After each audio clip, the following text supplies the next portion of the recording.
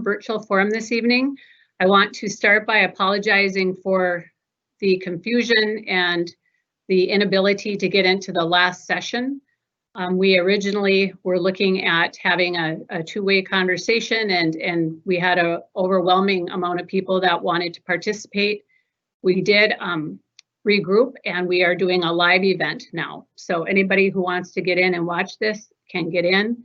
I just want to apologize. I know that was frustrating and confusing, and I will try my best to replicate the presentation and make it beneficial for you at this time.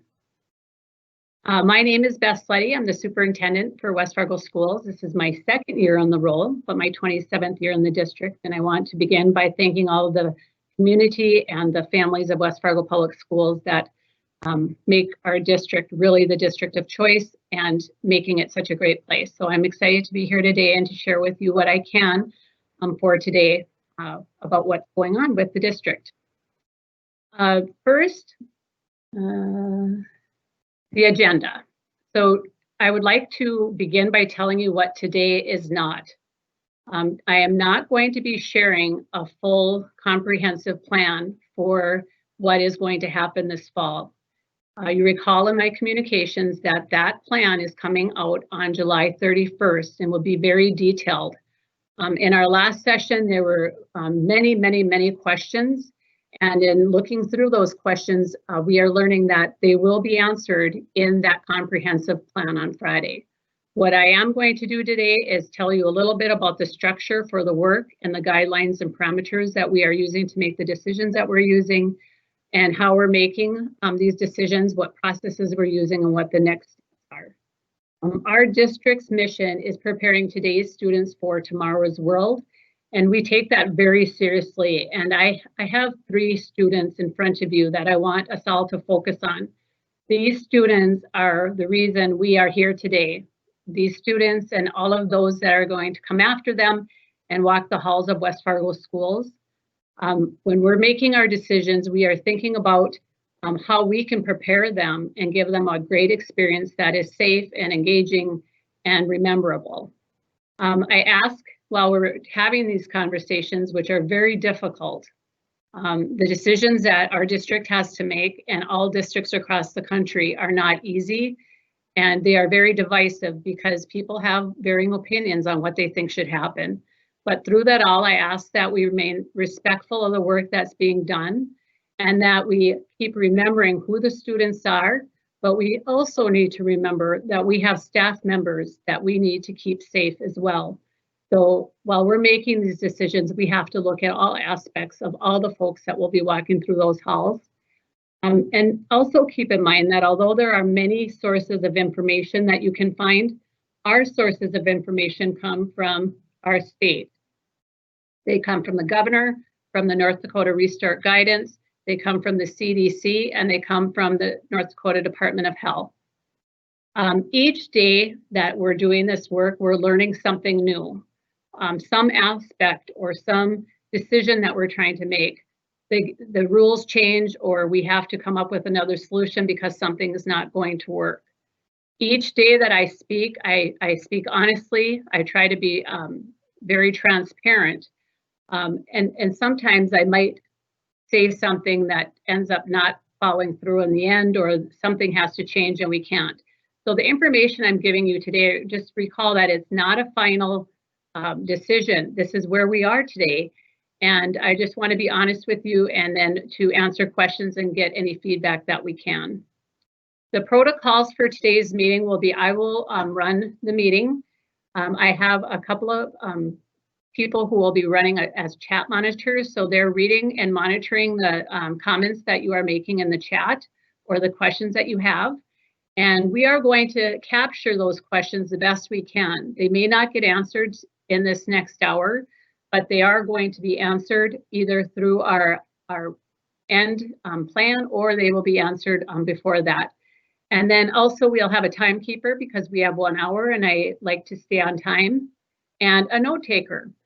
Also keep in mind that we are recording this session.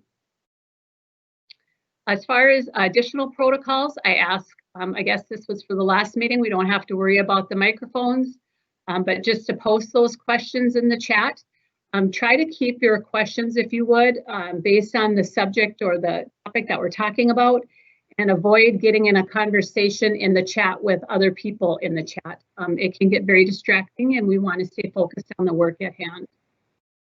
So to start with, I just wanted to share a little bit of how we've structured the work with the district in making these decisions. I'm using a circle, which is a wheel, and thinking about the information flowing in and out, and that we're all connected trying to make these decisions together. The steering committee or the district reentry team is really looking at the guidelines from the state and putting together some real tight guidelines, but maybe 6 or 7 decisions. From that, those decisions go out to 3 working teams. One is working on student and staff well-being and safety. One is working on the essential skills or the academic side, and then one is working on the operations. Branching out even further into the circle are other sub-teams or experts that are supporting that work, and then breaking into our district level building teams to really take those guidelines and those pieces that have to be put in place for safety and making them real for their building. The district reentry team is very diverse, and it brings into play different community members, different leaders within the district, as well as school board members. And one piece I'd really like to point out is that we do have someone from Fargo-Cass Public Health, and we do have support from Essentia Health, our partners, because we need to be making the best decisions we can with the most current research and best practices. And these folks know what's happening. They know what the positive rates are. They know what the utilization of hospital beds are in the community and in the state. They understand what the death rates are and can really help guide what the best practice is for how we do business in school. So from this team, I mentioned the work that we're doing. Reviewing the data and making sure we're aligned to the state guidelines, and then defining what things are non-negotiables for our staff to implement back into the district and into their schools. So our first team is the student and staff health and well-being team, and you can go ahead and read for yourself what some of those job descriptions are. But below that, in red, you'll see the subcommittees. Those subcommittee leaders are bringing together various folks or experts that can help make those decisions. So, for example, Don Miller is working with the social emotional learning pieces. What are our students going to need when they return? What might be some of their health needs, and how can we support them, maybe through telehealth? And then there's other leads that are answering questions too. For example, human resources. How are we going to track when an educator is on a 10-day quarantine? How are we going to make sure that we're keeping our staff and students safe if we do have a person who tests positive for COVID-19? And then on the right, you're going to see a list of 10 questions. And these were our original questions that we told the team, you need to go out there and talk to everybody you can to find out what are the best answers to these questions. And then we put them into one large comprehensive spreadsheet and just keep adding the questions until we have all the answers that we feel that we need. And these teams have been working with a lot of other folks. They're bringing in virtually different people so that they can get their opinions, and it's been a lot of work, but they're getting a lot of the work done, and we should be ready to go by the 31st.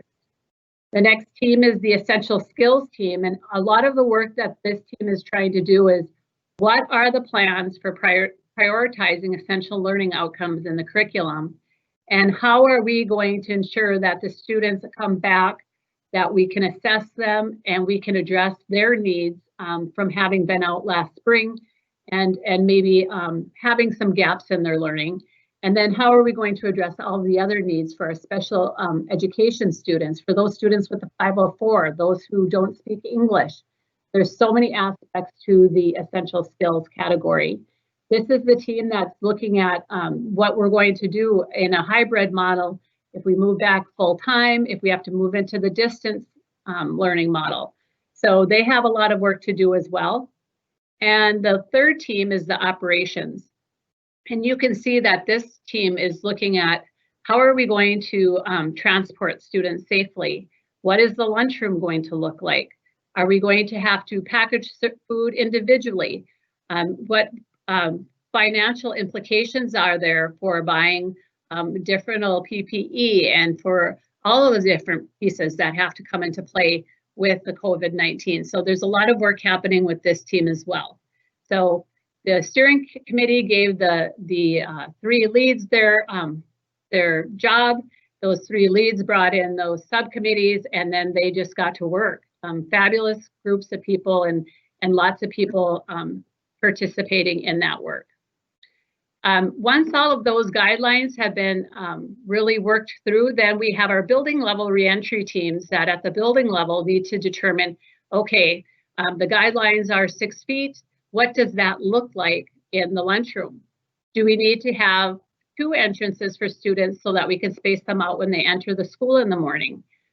Do we want to reorganize how we have children go out for recess? They're looking at all those aspects, but they're really drilling down to the individual building level. So these are the pieces of the teams that are working, and I'll just pause and I will talk to the chat monitor to see if there are questions related to those committees or the work that's happening in the last few weeks, if I can answer them. Some of the questions that were asked, you'll be sharing and covering in the plan as we go forward. Some of it is based on the risk level established by the governor and how the school district determines where we're at, and then what's the ability to adjust and make those adjustments based on the risk level at the state level and within our own community and district. So that's one reoccurring question that seems to be occurring, Superintendent Sleddy. And then I think another question that we can keep in mind is after our plan is submitted, will there be a survey to determine whether the children have an opportunity to do the hybrid or participate in hybrid or participate in distance learning? So those are some of the common questions that we're seeing.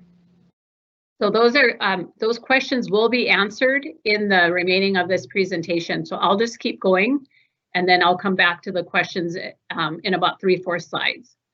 Another piece of the information is how were we engaging our families? And I think probably one of the most powerful pieces that we did were the virtual forums. And the virtual forums were for families and for educators. So Dr. Burgat and Dr. Agri conducted forums with educators about what went well and what areas we could really work on in a distance learning model. And then they also looked at what might we do if we come back in a hybrid, or what can we bring into the classroom even if we're full-time, and really talking through some creative ideas. We did the same thing with parents. It was very, very enlightening to hear parents telling me exactly what went well for them and what didn't during the distance learning.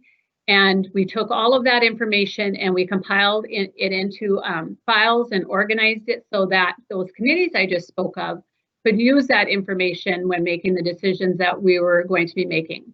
In addition, on the left side, you'll see various surveys that we've been taking with staff and with districts, district families, and we're gathering that information as well. And I think what's really important to know is that in the distance learning model of last spring, no student or staff member had the same experience.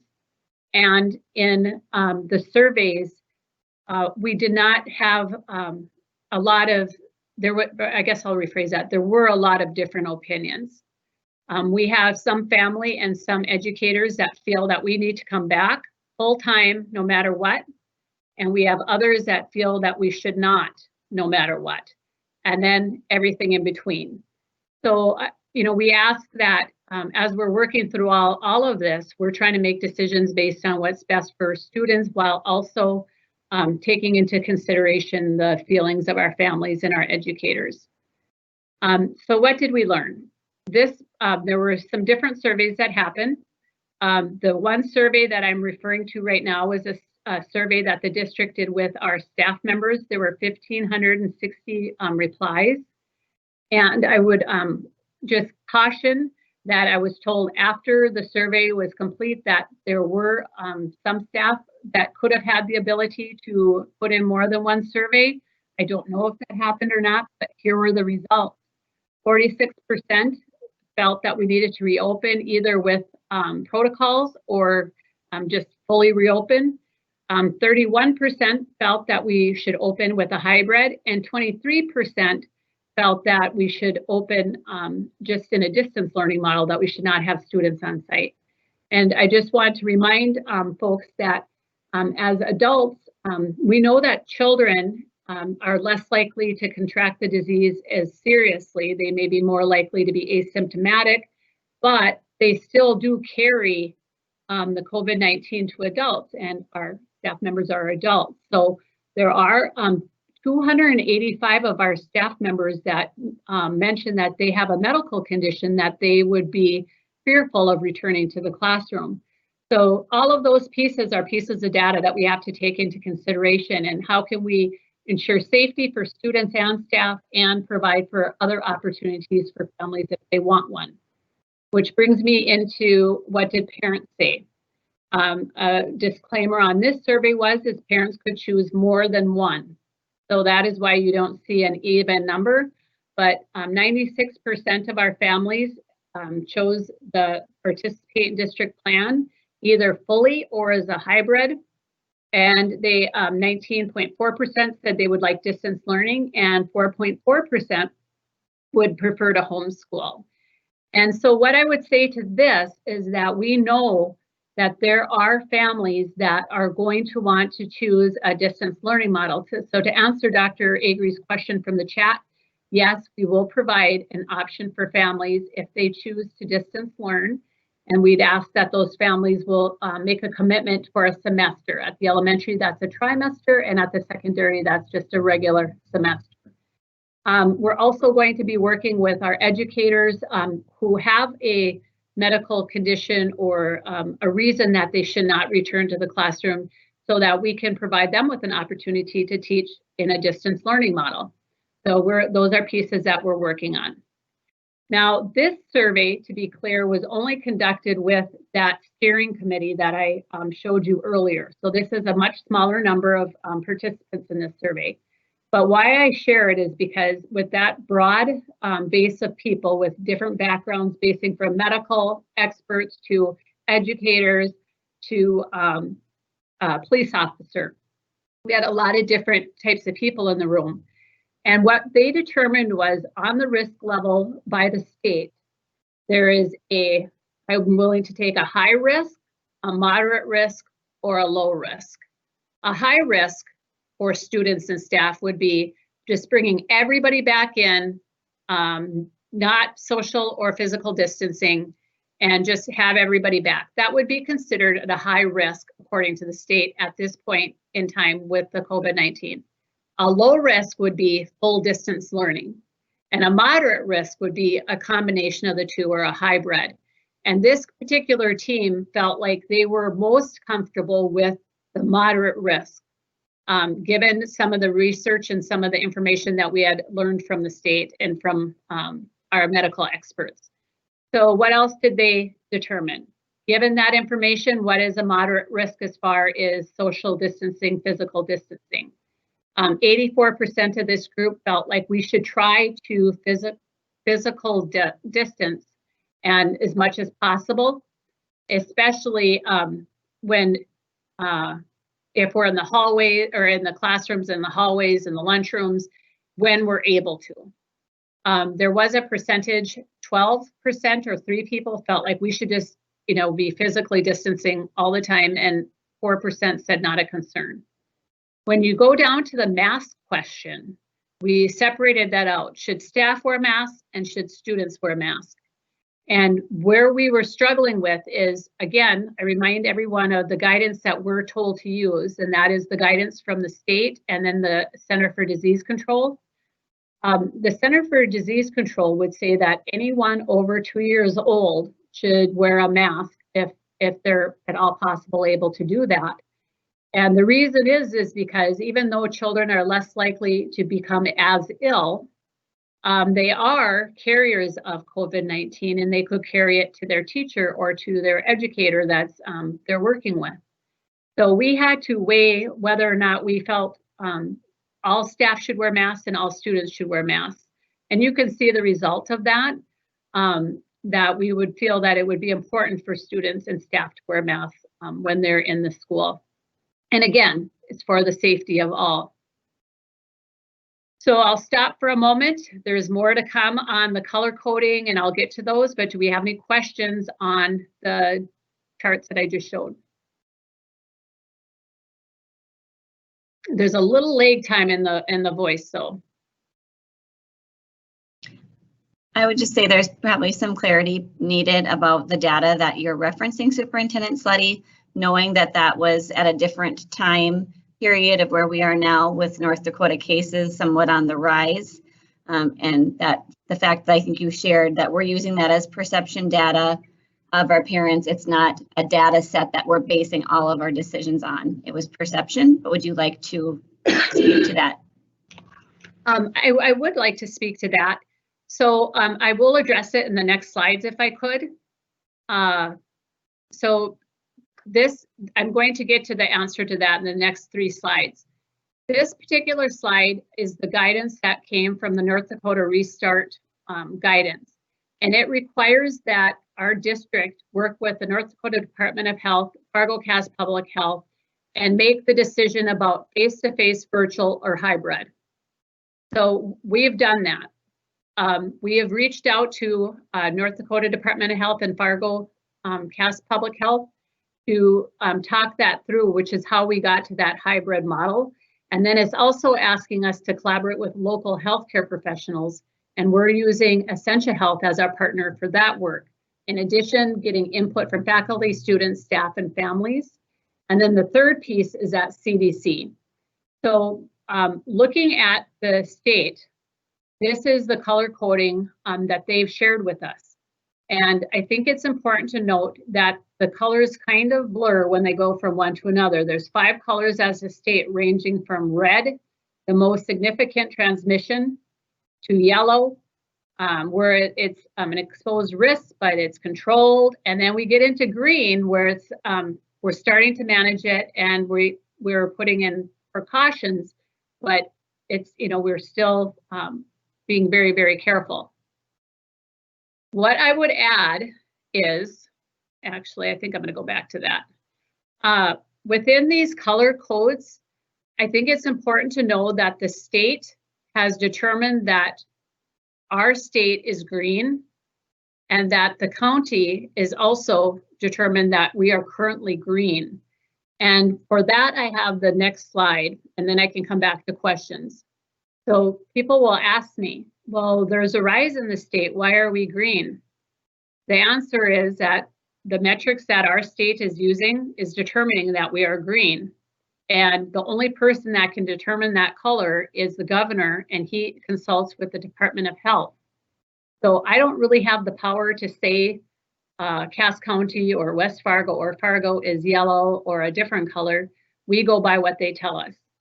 And in my conversations that I've had with Fargo-Cass Public Health, they are monitoring this, and that they still feel that the risk is low for COVID-19, and that that's the color that we are. So we would continue to consult with them to make that determination. So I would like to talk you through then what we determine, because what we do have control over is, we don't have control over that color, but we have control over what happens within that color, and then still following that guidance. So within the color of green, thinking through what I just shared with you about how the level of risk, taking a moderate risk, the only way we can really physically distance or social distance with the size of our schools is to have a hybrid. We really need to reduce the number of students coming into the building. Our high schools and our middle schools are very, very large, and it would be very difficult to provide physical distancing, having desks 6 feet apart and such within a school. So what we've determined that a hybrid would be is 50% of the students on site up to 89%. So why did we add that? Well, if we start in the fall with a 50% hybrid or 50% students coming on, and it's a class of 25, and we have 12 or 13 students in the classroom at an elementary level, or 15 students at a high school level, we can space out desks and have them seated 6 feet apart. And then we would also ask that students and staff are wearing masks. But what's a little bit different in green is we would say that the mask in the hybrid model in green could be removed with under the teacher's guidance if they're seated and working independently without having someone right next to them. When we look at close contact is considered 6 feet apart for 15 minutes or more.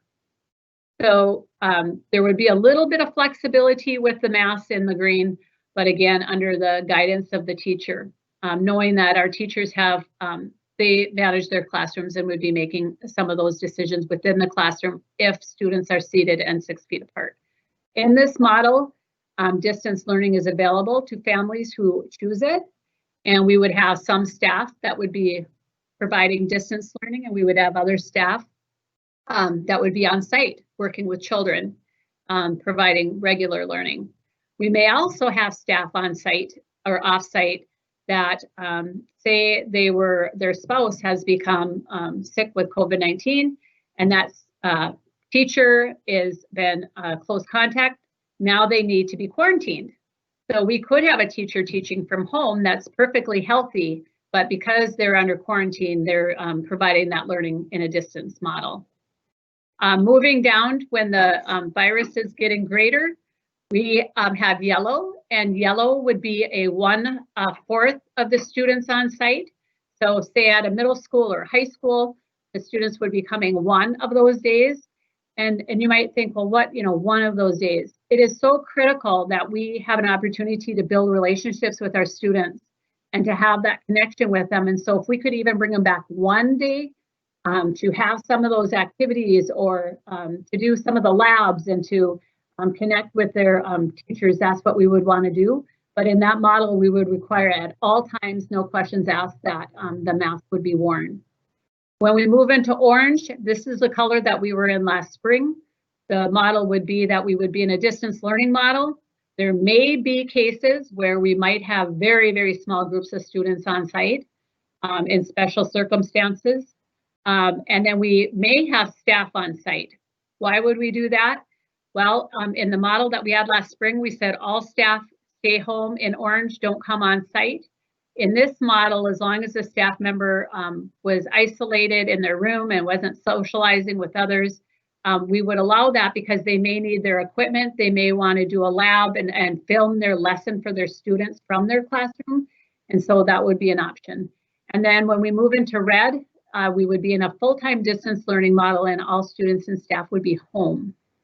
So again, distance learning available through these various different models until we could come back fully, and then we would have that conversation again.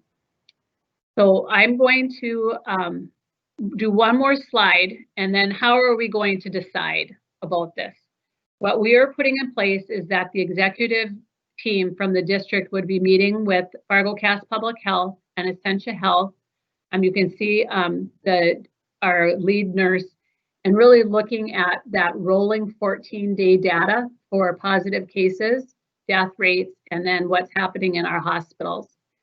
We would need all of that information to make some determinations and about what we're going to do. So I'm going to give you a scenario. The state's in green, and things are actually looking really good in Fargo and West Fargo, but Horace Elementary, for some reason, has 3 positive cases.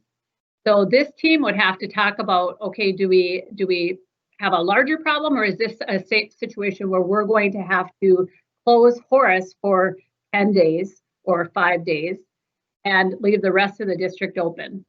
So we might run into scenarios like that where we want to keep kids in school if we can, and we may have to close a classroom.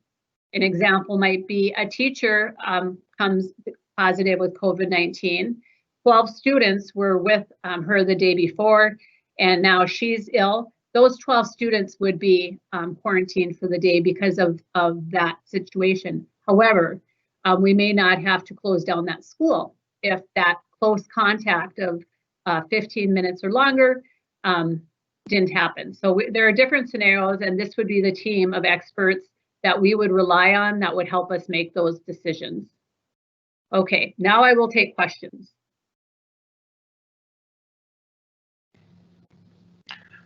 Some of the initial questions prior to the most recent information that you shared was the questions on the governor's accuracy on determining risk levels. And will there be additional information that our district takes into account in determining whether we're hybrid or whether we are distance learning for all our students or at different levels? So those are some of the questions that surfaced. And then some of the other questions in regards to the safety plan and transition times, the safety plan of what it looks like in classrooms. So I think much of that information will be detailed in our actual plan. So Dr. Agri, do you have any other questions that? Well, let me address the ones that you just mentioned.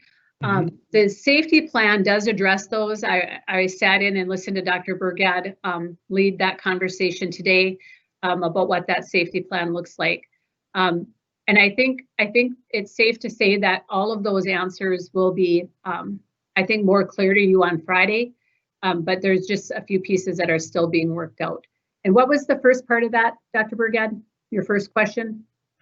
Some of the conversation on whether the governor's office and their at-risk levels are accurate or not, and they're changing at a quick and rapid rate. The data does change quick and rapid.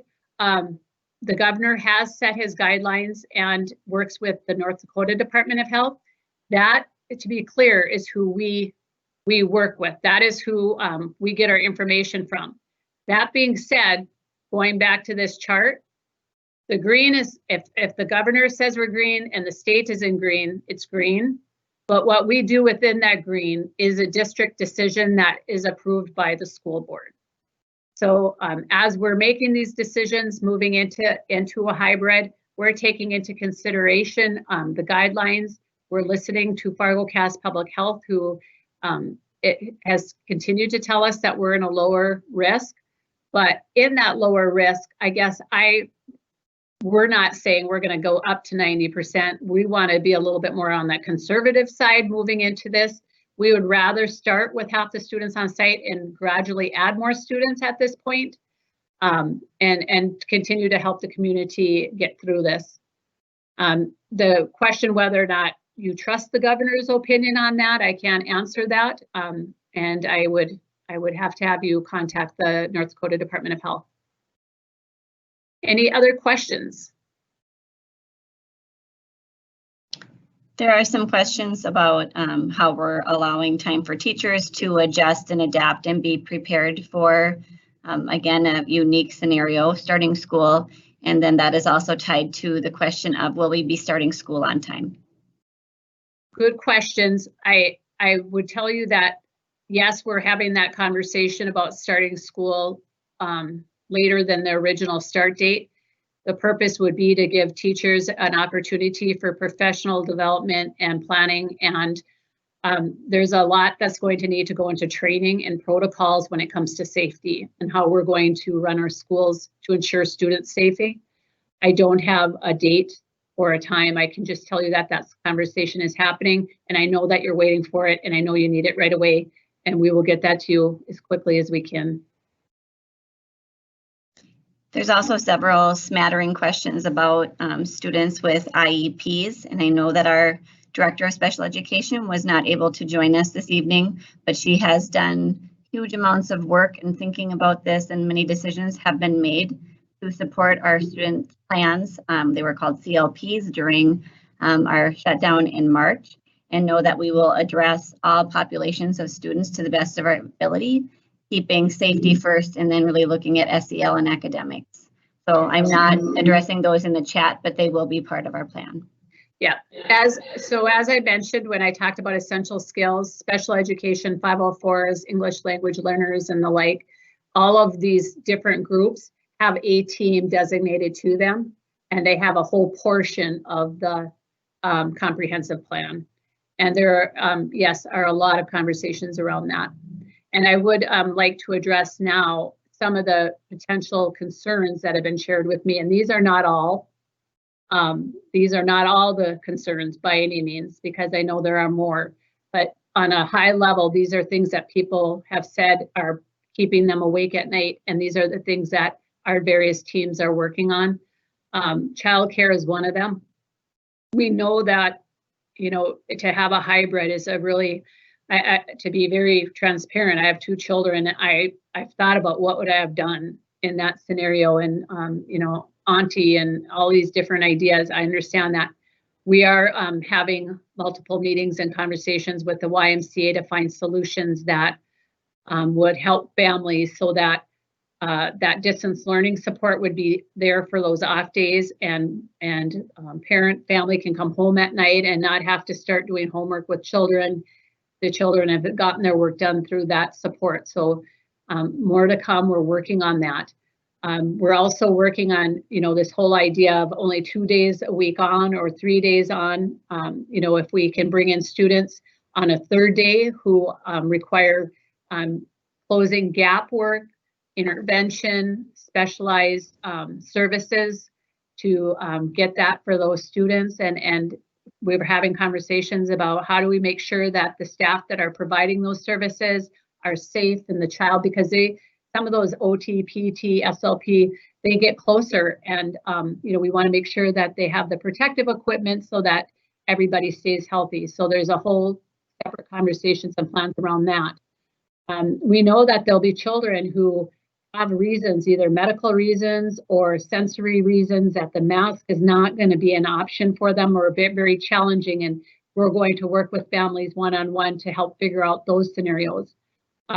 We know that some students, just to share with you, when we did those parent forums that I spoke of earlier, and we talked about distance learning, I learned a lot from families about some families didn't feel the children had enough work to do. Some people had that they had too much. And some families expressed frustration because there were multiple platforms to send work in, and there were multiple ways to communicate with the teacher. And we know that we want to streamline that so that it's really clear how students turn in their work, and what work is essential and what work can be personalized, so that students aren't bored and not having enough. They can work on those learning targets and continue learning, but those students who need intervention and need extra help have that too. So those are part of the conversations from the research or the data that we collected from families that we're trying to figure out. Clarity with grading, what does that look like? Clarity with face-to-face instruction in the distance learning model. More time for the face-to-face instruction. Can we have students in distance learning, say at a high school class, in the same class as students who are on site? And what does that look like? So those are the conversations that are happening. We really don't want to move, you know, oh, today we're green, tomorrow we're going orange, so we're gonna, you know, shut down the school. We want to look at that data in a rolling 14-day data to look at trends, so that we're not causing families to just in a moment's notice have to shut down and have to figure out something. I can't promise that won't happen ever, just like a snow day, or just like you know, a water main break, that sometimes things happen, but we're going to really try to be cautious and make decisions that don't put our families in a bad place. So next step, just know today's meeting, I hope you take it in the spirit it was intended. Just to connect with families, to let you know what our educators are talking about in these teams, what those meetings are about. Let you know what we're using as how we're making these decisions, what research and what guidance are we using. A draft plan will still be a draft, will be released on Friday, July 31st. It will not be final until our school board approves it on August 10th. So that at least at that time, you'll have something in your hands that you can read through, that from what we can tell in the chat will give you a lot of the answers that you're so seeking. I will stop for a moment and see if there's any further questions. I must have talked faster in this one, so we have a little bit extra time for questions.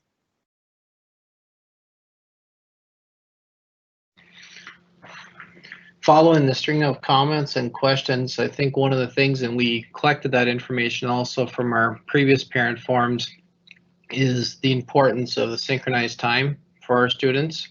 I think we need to be more structured in that process and more consistent with the connection between educators and students. So that's been a common theme. I think it was also shared throughout some of the comments about the collaboration with Fargo Public Schools and continuing that process so the districts have the opportunity to be consistent in their plans. Those are two common themes that I saw throughout the comments. So we are, I would tell you, in a day in the life of my life, I was in 2 state meetings today alone, talking with other leaders in the state. And I talk with other superintendents at least 2 to 3 times a week. And Dr. Gandhi, of course, and I have a relationship that we are speaking very, very often about what we're doing. Some of what families in Fargo might feel and have responded in surveys may vary slightly from what we are doing, but we also recognize that we want to be somewhat consistent because we have staff members who teach here, but their children go to Fargo and vice versa, or even Moorhead. So we want to make things as simple as possible. Families might work in Fargo and their children go to West Fargo. I'm sure there are teachers from Fargo on this call right now. And so if we can make things easier for them, we would want to do that. The other thing I would mention is with that hybrid model, we are going to do what we can to keep families on the same days. So if a family is attending 2 days and it's by alphabet per se, then we would try to keep that whole family doing those same 2 days so that the older children could watch the younger children on those off days if that's what the family wanted, and just for consistency in the family, that they're not one child going one day and another child going the next day, trying to keep that consistent. So those are some of the things that we're doing to try to make things easier. Other comments, questions?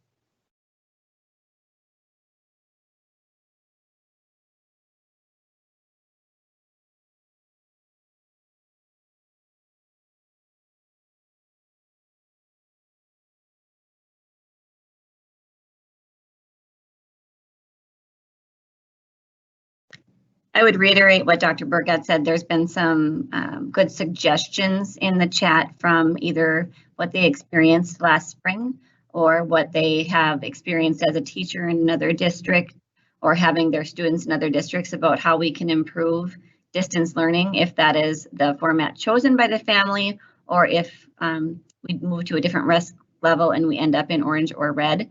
So we appreciate those solutions, then we will definitely take those into account. Again, there are some questions in here specific to our special populations of students, and our communications coordinator will be taking all of these questions, that all of them answered and not, and organizing them, and we will make sure that those are addressed and that we get them to the right people. So we appreciate those questions to move us forward.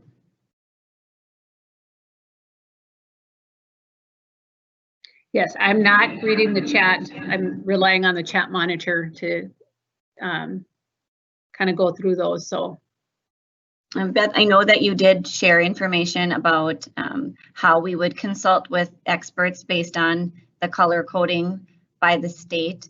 And maybe you just want to reiterate how we would, what that advisement would look like and how soon we would react and share that information if we were to change colors as a district in our plan.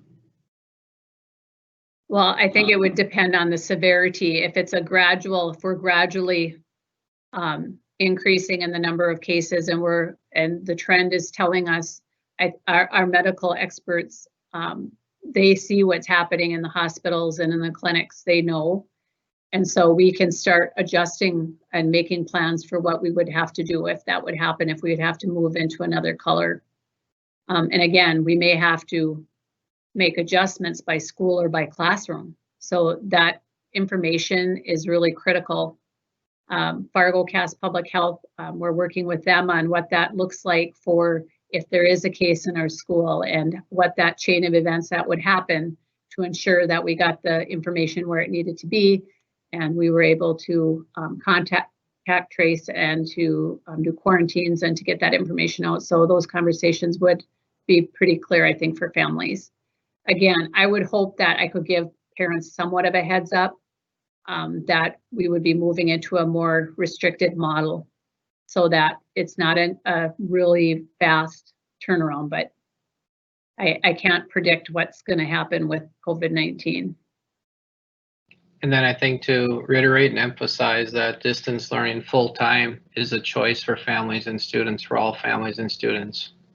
And that we do have teams working on what we want to do with that distance learning model to make it the best experience we can within, taking what we learned last spring. And we have, again, pages of things that we want to work on there. So that work is happening right now. That work is happening. There are a few questions about transportation, specifically, will busing be provided still, and what might that look like?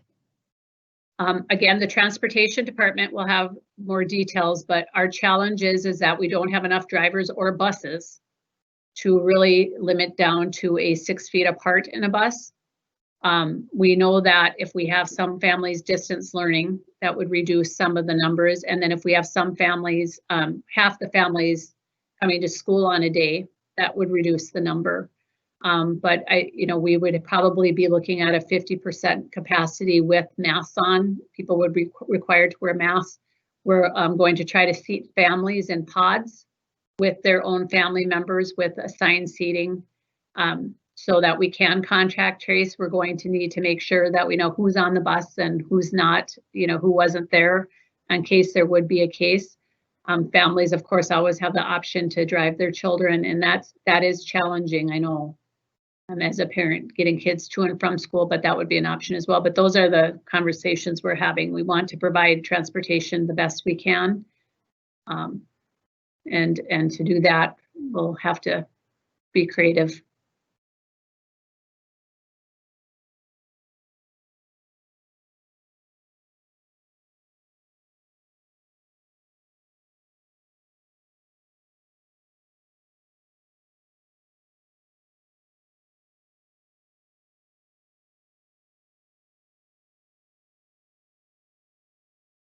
Anything else for this group?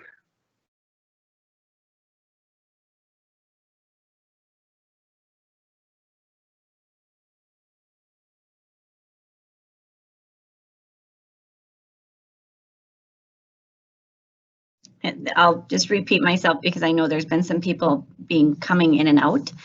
So there's several questions just about if there were to be a case, what would we do about quarantining? Our teacher is going to be trained on looking for symptoms, and when we would send a child home, are we screening staff and students? And we do have a very comprehensive safety plan that will be released on Friday that addresses those questions.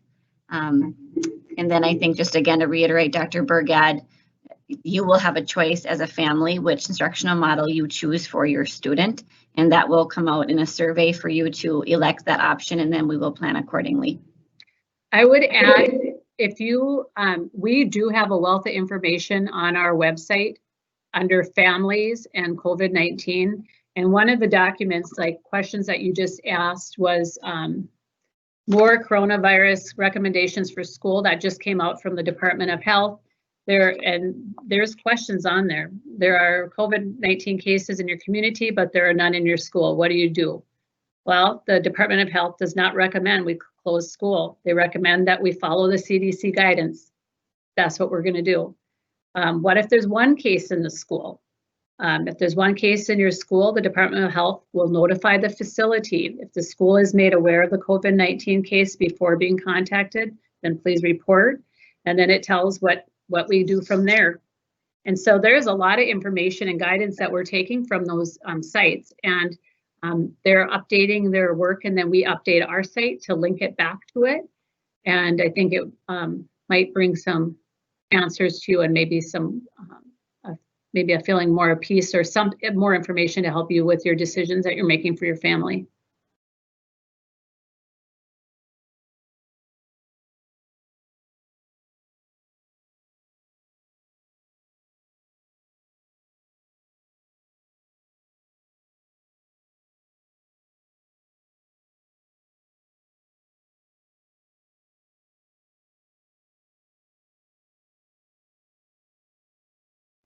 Any other questions that you want me to address? I think some, you may have, I'm busy trying to scan through and catch some of the questions here, but decision on whether we're going to have a late start school, that's one question. And then in addition to, I think there's some comments about the speed of getting the plan out. And I think one of our approaches is to collect multiple feedback from educators and stakeholders about how we can strengthen the plan. But I just wanted to share that with you, Superintendent Slutty. One is on decision to start school at a later date, and two is the speed of getting the plan out. Well, if there's one thing I can honestly say that's been frustrating with COVID-19 is when we first closed schools, we had 2 weeks to come up with a plan for distance learning. Not even our students all had devices. We had 2 weeks to plan it. We waited for the guidance from the state. We have 2 weeks. That was a short window. We set the July 31st timeline for ourselves. 2 weeks to create a plan that addressed a comprehensive safety plan for 20 facilities, 1,800 employees, 11,200 students, and more. And bringing people together in July quickly to write that comprehensive plan was a challenge, and we knew we had to get that done. And I appreciate the grace and the people who understand that just the guidance alone that we received requires comprehending it and understanding what it actually means for that many students and that many staff. And then if you, trickle in emails from staff who are terrified, who are have immunity compromised, and want to know how I'm going to keep them safe, or the child who has autism and can't wear a mask. So there's so many pieces to this that we're trying to do a really good job and trying to get input from as many people as we can, but I will not be able to, and our team will not be able to make everybody happy. So we'll do the best we can. We're going to get that comprehensive plan out to you on July 31st. I do believe it will answer all your questions, but it may not be the answers you want, and it may be the answers you want. I don't know. So that being said, I think if there are no further questions, I will, Rachel or Alan, do you have any more?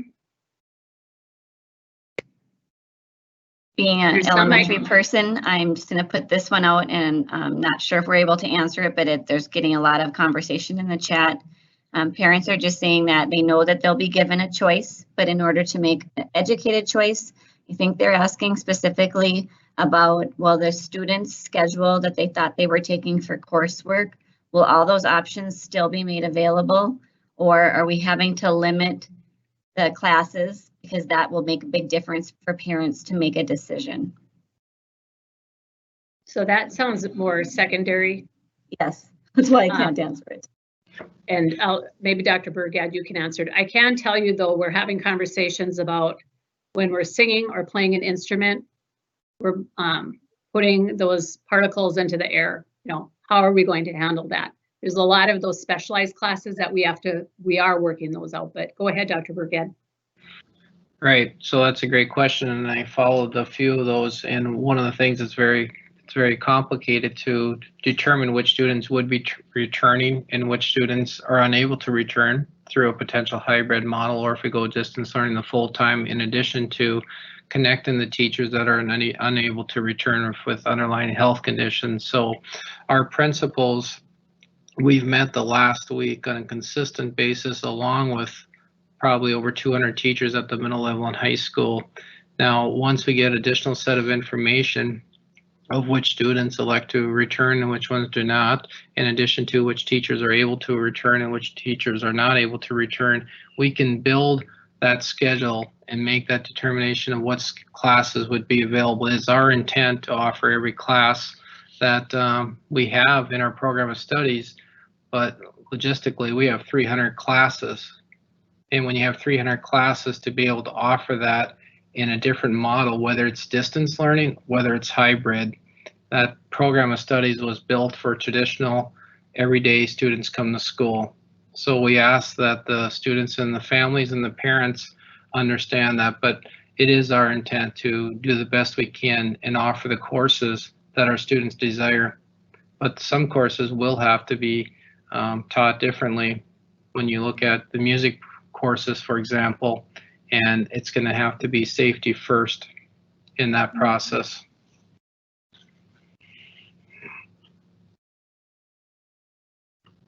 It's a good question. None of the forums have asked that, so that's good. All right.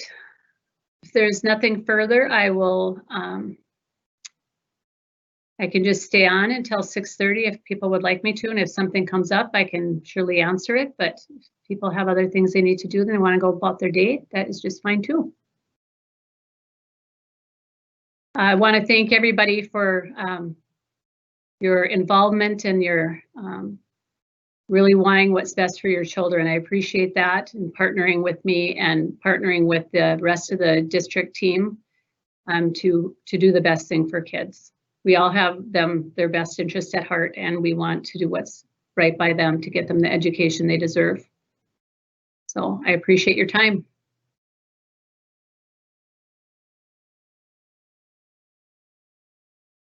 And I'm just going to stay on. Dr. Ager or Dr. Burgett, if anything comes up, just let me know. I'll stay on for a few minutes. I think another question that came up, and I think we were strongly considering it, would be, are we planning to start late or not? As I mentioned earlier, we are discussing that. It is an option we're talking about because we need, when our staff comes back, we don't have enough days to really provide them with some professional development opportunities and planning for the various models that we need to be prepared for. But we have not determined that start date today, but we will have more information coming soon, very soon. Full plan on Friday, so possibly even before Friday. Another question asked about teacher forums. We had the middle level. We conducted one yesterday and last week. The same with the high school. And Dr. Agri also conducted an elementary forum with elementary teachers last Friday, if I'm not mistaken. And that would not include the 15 forums that we had in June as well.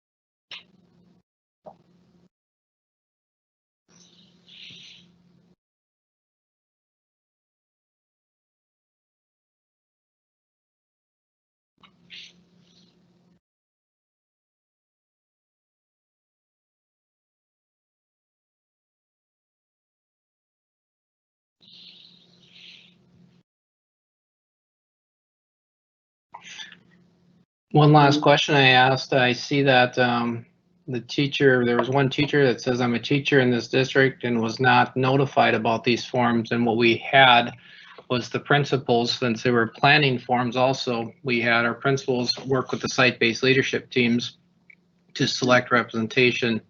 And I think at the middle level, we had approximately 50, 60 teachers, and the same at the high school level. And there were over 100 teachers, if I'm not mistaken, at the elementary. And we utilized teachers from every site to have those discussions, the feedback, and the planning.